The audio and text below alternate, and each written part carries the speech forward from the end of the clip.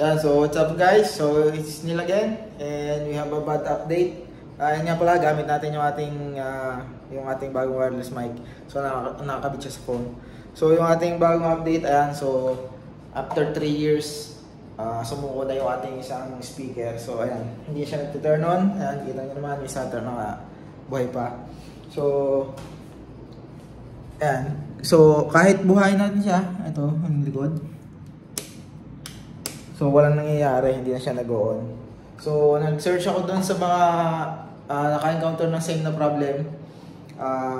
Ang possible cause is yung transistor sa loob na nagpi-fail. So issue talaga siya nitong KRK na brand. So ayan. So kung i-ano natin, play natin yung ating audio, ayan. Marinig nyo. So yung left only is not working. So yeah. So yung right.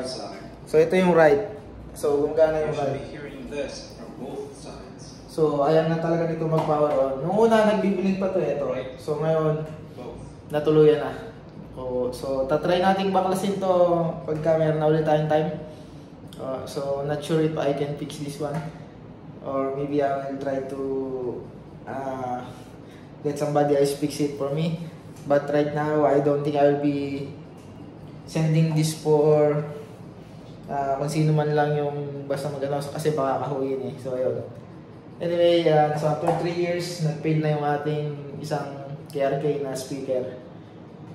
It has been a good speaker, but a 3 years lifespan is kind of short. So ayan. So medyo may kamahalan din kasi ito eh. So 12K per piece. So medyo masakit lang sa na 3 years na yung inabot ng ating speaker. Ayan. So ayun lang mga lodi.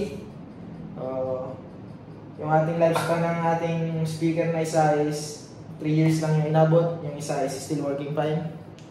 And that's all for my update for today, which is kind of bad news for me. And so see you around. Ciao.